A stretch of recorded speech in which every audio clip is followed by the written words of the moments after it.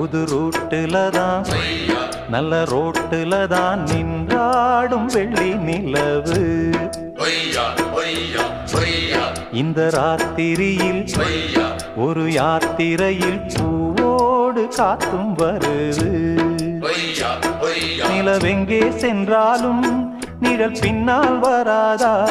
நீ வேண்டாம் என்றாலும் அது வட்டம் ஈடாதா? புது ரூட்டுல தான் நல்ல ரோட்டுல தான் நின்றாடும் வெள்ளி நிலவு.